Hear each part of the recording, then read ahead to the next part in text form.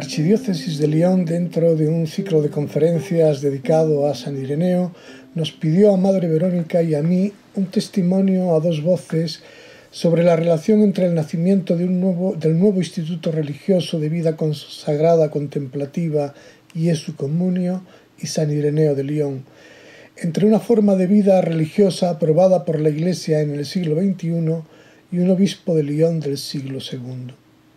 He de decir que en este testimonio a dos voces yo, un cristiano laico no perteneciente al mencionado instituto religioso, aparezco un poco fuera de lugar al lado de la fundadora de Jesu Communio, por más que con esta realidad me vincule no solo un mutuo aprecio y afecto, sino también una historia de fascinación por la espiritualidad del gran obispo de Lyon. Todo ello nacido al hilo de los cruces de caminos de algunas historias personales que solo podemos describir con gruesas pinceladas, sin descender al detalle.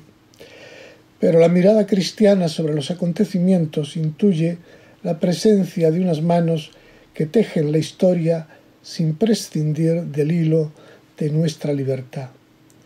Mi fascinación por Ireneo comenzó cuando yo, un estudiante universitario de filología, comencé a adentrarme en los estudios teológicos y tuve como profesor de patrología a don Eugenio Romero Pose, uno de los discípulos más queridos, si no el más, del jesuita Antonio Orbe, que durante muchos años desarrolló su tarea de enseñanza e investigación en Roma, en la Universidad Gregoriana. Don Eugenio me inició en el conocimiento de Ireneo y me hizo entrar a fondo en la enorme investigación realizada por Antonio Orbe a propósito del obispo lionés, de sus adversarios teológicos, de sus fuentes e influjos. La lectura y el conocimiento de Ireneo me hicieron seguir los cursos de la Facultad de Teología sin dejar de mirar de reojo al pensamiento de Ireneo, lo que me conducía en no pocos momentos a mantener una actitud recelosa respecto a ciertas enseñanzas recibidas en los cursos regulares del ciclo de estudios teológicos. Tenía la impresión de que la teología y la espiritualidad escuchada en las aulas se habían olvidado de hitos fundantes e imprescindibles de la historia de la salvación, que sin embargo constituían la trabazón de la teología de San Ireneo, hitos sin los cuales el discípulo de Policarpo se difuminaría en la mediocridad de tantos otros. Con el paso de los años fui llamado a Madrid para hacerme cargo de la enseñanza de la patrología en el Centro de Estudios Teológicos dependiente del Arzobispado de Madrid, hoy Facultad de Teología. Pocos años después, don Eugenio Romero Pose, el que había sido mi profesor de patrología, fue nombrado obispo auxiliar de Madrid, con lo que nuestra relación, aún viva desde mi época de alumno, se hacía más intensa por la cercanía geográfica y por el nuevo empeño de iniciar en Madrid un bienio de especialización en estudios patrísticos. Por otro lado, un par de años antes, el padre Orbe había caído enfermo y se había retirado a la residencia que los padres jesuitas tienen junto a la casa natal de San Ignacio en Loyola. Varias veces al año, don Eugenio y yo, en algunas ocasiones se sumaba alguien más, viajábamos a Loyola para visitar a quien considerábamos nuestro maestro en el ámbito de la patrología. A esas confluencias se sumó la decisión de la hija de unos amigos de ingresar en un monasterio de vida contemplativa que, al estar a medio camino entre Madrid y Loyola, nos permitía compartir algunos momentos con una comunidad en la que se podía observar un florecimiento vocacional bajo la guía atenta de la Madre Verónica y de la Madre Blanca, que velaban por la formación de unas jóvenes llenas de inquietud y de pasión y que daban testimonio de una experiencia espiritual profunda. Con este motivo nos invitaron insistentemente para que les diésemos a conocer la espiritualidad de los padres de la Iglesia, y manifestaron una especial sensibilidad y casi con naturalidad con el pensamiento de Ireneo de Lyon. De allí continuábamos camino hacia Loyola, donde conversábamos con el gran estudioso Antonio Orbe. A lo largo de su vida había escrito varios miles de páginas de carácter académico y científico dedicadas a San Ireneo. Y sin embargo, él con frecuencia nos preguntaba y seguía con interés la acogida de otro tipo de obras que él había escrito para dar a conocer de otro modo las riquezas espirituales de los padres de la Iglesia, de modo que pudieran acompañar el camino espiritual y alimentar la oración de los creyentes que jamás leerían sus elevadas investigaciones académicas. En esas obras sin pretensiones científicas y por lo general desconocidas en el ámbito académico, es posible percibir cómo San Ireneo influyó e hizo evolucionar la espiritualidad personal del jesuita Antonio Orbe. Yo me sentía muy cercano a esa evolución. Es bien sabido cómo San Ignacio de Loyola abre su libro de los ejercicios espirituales con una meditación que lleva por título Principio y Fundamento. Y dice así: el hombre es creado para alabar, hacer reverencia y servir a Dios nuestro Señor, y mediante esto salvar a su alma. En el año 1989, Antonio Orbe publicó un libro titulado Espiritualidad de San Ireneo, donde se permitía imaginar cuál sería el principio y fundamento de la historia de la salvación según Ireneo, y lo proponía de la siguiente manera: el hombre es creado en su cuerpo para ser Dios, en comunión de vida con el Padre, a imagen y semejanza de Cristo glorioso.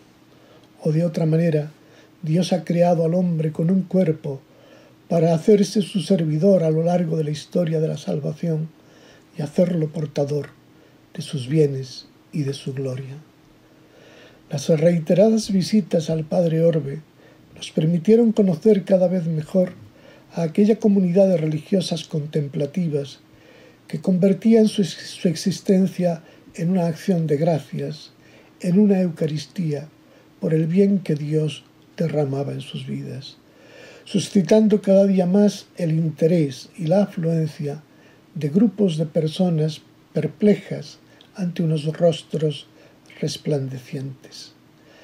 Con frecuencia amigos y familiares, conocidos y desconocidos, acudían a la espera de un testimonio de renuncia y aislamiento, pero se hallaban con la presencia de rostros radiantes que hablaban de gozo, de paz, de comunión, y compartían en los locutorios la experiencia de la fe.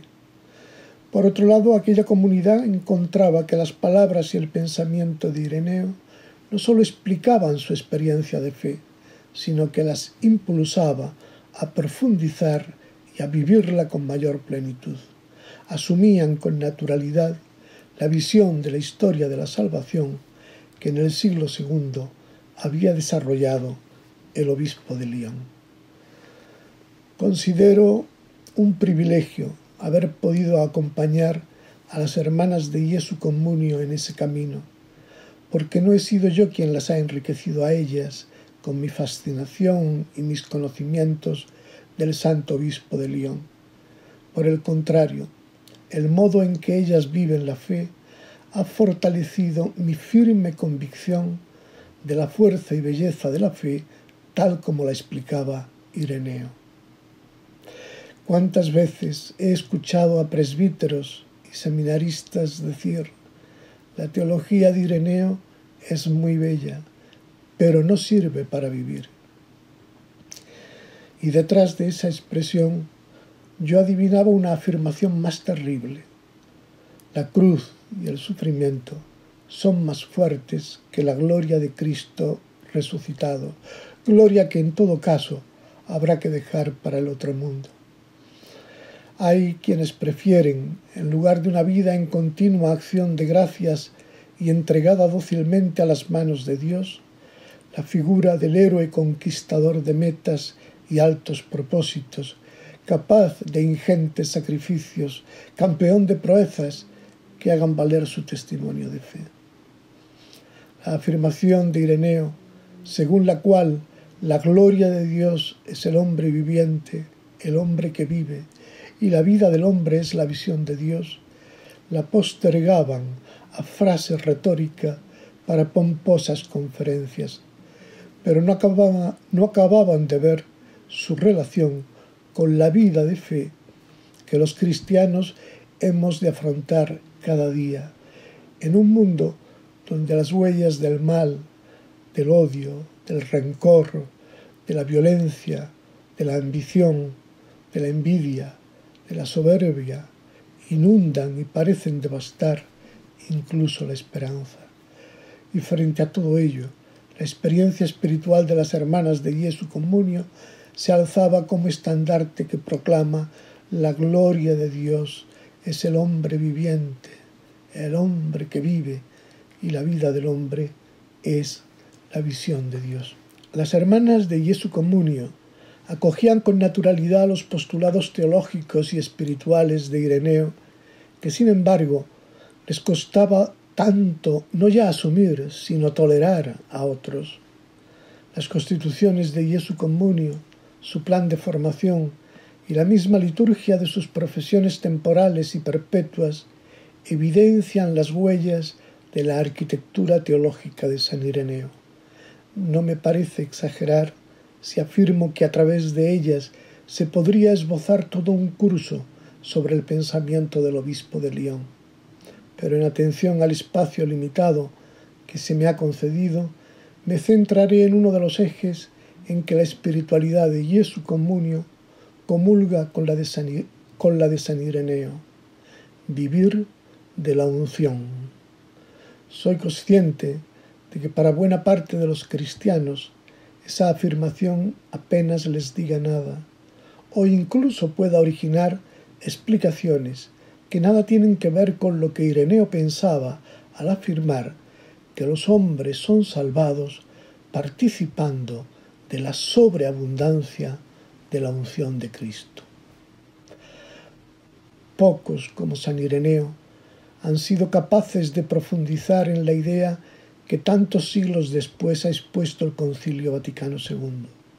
El misterio del hombre solo se esclarece a la luz del misterio del Verbo encarnado, pues Adán, el primer hombre, era figura del que había de venir, es decir, de Cristo el Señor.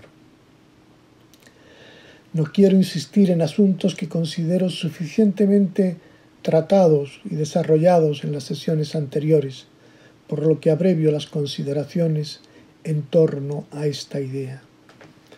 Las manos de Dios, expresión con la que Ireneo se refiere al Hijo y al Espíritu Santo, no modelaron a Adán sin pensar en la encarnación del Hijo. Por eso el hombre, aun en lo visible, en su carne, es imagen de Dios.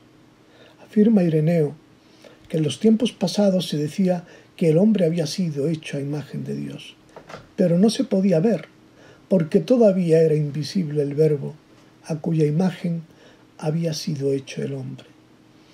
Esa verdad solo se pudo constatar cuando las manos del Padre, el Hijo y el Espíritu Santo culminaron al hombre viviente y perfecto que es Jesucristo, para que el hombre fuera hecho a imagen y semejanza de Dios. El hombre viviente y perfecto, Jesucristo, no se explica, según Ireneo, sin la unión personal del Hijo con la humanidad de Jesús en el seno de María, y sin la unión dinámica del Espíritu Santo con esa humanidad en el Jordán. El hombre viviente y perfecto, Jesucristo, llega a serlo en dos momentos íntimamente relacionados: la encarnación en el seno de María y la unción con la plenitud del Espíritu en el Jordán.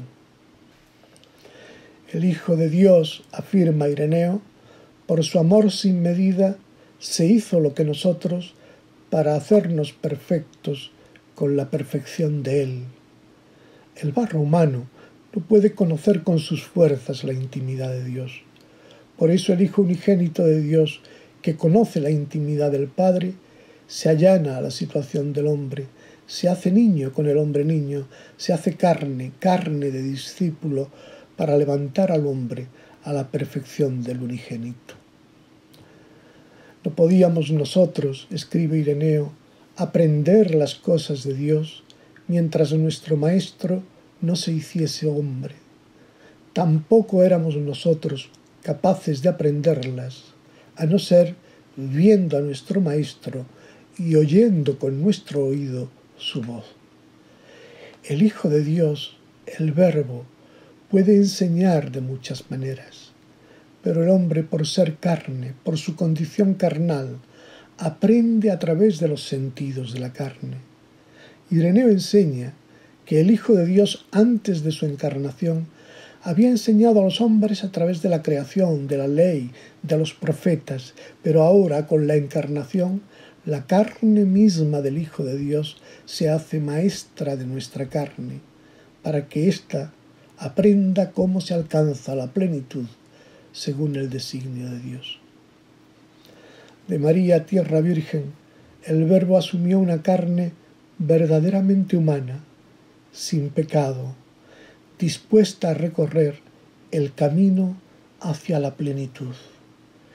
Escribe el obispo de Lyon: nuestro Señor vino a nosotros en los últimos tiempos, no como Él podía, sino como podíamos nosotros verle. Por ello se aniñó el Verbo de Dios con el hombre, no a causa de Él, sino de la infancia del hombre, para que el hombre pudiera aprenderlo. En la carne del Hijo, la gloria de Dios se adapta a nuestra situación de peregrinos, que flaqueamos en la búsqueda, se acomoda a nuestros balbuceos.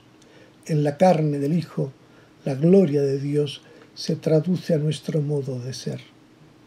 El Verbo de Dios, escribe Ireneo, habitó en el hombre y se hizo hombre para acostumbrar al hombre a percibir a Dios y acostumbrar a Dios a que habite en el hombre. He aquí una de esas grandes intuiciones de Ireneo. En virtud de la encarnación, el Hijo de Dios, en cuanto habita en el hombre y entre los hombres, acostumbra al hombre a percipere, es decir, a percibir, a captar, a sentir, a gustar, a saborear, a ver a Dios, y da a conocer de hombre a hombre, de carne a carne, el conocimiento que como Hijo unigénito tiene de Dios. Pero además, al hacerse hombre, acostumbra a Dios a habitar entre los hombres como hombre pasible y perfectible, de tal modo que el hombre aprenda a vivir en obediencia a Dios, viendo cómo la propia carne del Hijo de Dios vive en obediencia a Dios. Dios se acostumbra en la carne del Hijo a vivir como hombre obediente y enseña así a los hombres a vivir en obediencia a Dios. Ahora bien, la carne de Jesús conoció también el camino por el que la carne es capacitada gradualmente para ser portadora de la gloria de Dios. En el Jordán, la plenitud del Espíritu Santo se unió dinámicamente a la carne de Jesús, entró en comunión con la carne de Jesús para hacer de su humanidad una humanidad ungida con la plenitud del Espíritu. El obispo de Lyon distingue muy bien los momentos: el momento de la encarnación, por el que el Verbo encarnado es llamado Jesús, y el momento de la unción, por el que recibe el título de Cristo, de ungido, a causa de la unción de su humanidad. La plenitud del Espíritu Santo se irá apropiando de la carne de Jesús para hacerla progresivamente carne del Espíritu, carne de Dios. Y de esta manera el Espíritu se habitúa a morar y descansar en la carne de los hombres para que cumplan el querer de Dios. Los hombres viejos, herederos de Adán, aprenderán bajo la guía del Espíritu a configurarse con el hombre nuevo que es Cristo. Escribe Ireneo: el Espíritu de Dios descendió sobre él, para que fuéramos salvados participando de la sobreabundancia de su unción. La salvación es participar de la abundancia de la unción de Cristo. Jesús es ungido por el Espíritu para que luego los hombres participen de esa unción. La gesta de las gestas aconteció en la mañana del primer domingo de Pascua, cuando el Espíritu de Dios actuó sobre la más grande de las fragilidades, un cuerpo muerto depositado en un sepulcro. En la primera Pascua cristiana, ante las mujeres que le seguían y ante sus discípulos, aparecía la humanidad del Hijo de Dios, la nacida de María, la ungida con la plenitud del Espíritu en el Jordán, la crucificada a las afueras de Jerusalén, la sepultada en un huerto cercano, pero ahora aparecía transfigurada por el Espíritu, llevada a plenitud. La carne de Jesús, despreciada, humillada y muerta, era por la resurrección teofanía de la gloria de Dios, carne de Dios. Ante los discípulos aparecía realizado el designio originario de Dios sobre el hombre a imagen y semejanza de Dios. Pero aquella humanidad gloriosa no era el resultado de un proceso natural del ser humano, sino el resultado de la acción del Espíritu sobre una carne obediente y dócil a las manos de Dios. La glorificación de la carne de Cristo no se puede separar de la obediencia que manifestó, especialmente en los días de su pasión.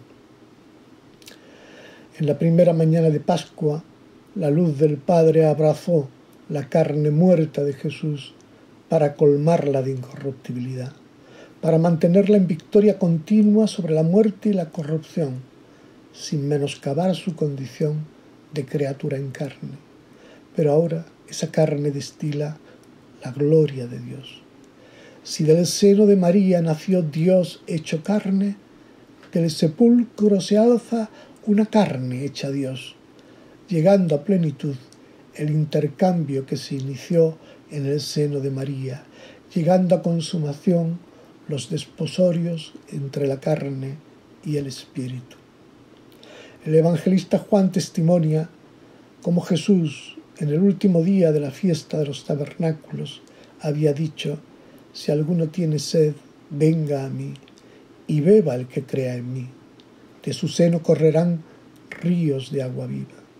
Y a continuación explica el evangelista: esto lo decía refiriéndose al Espíritu que iban a recibir los que creyeran en él, porque aún no había Espíritu, pues Jesús todavía no había sido glorificado.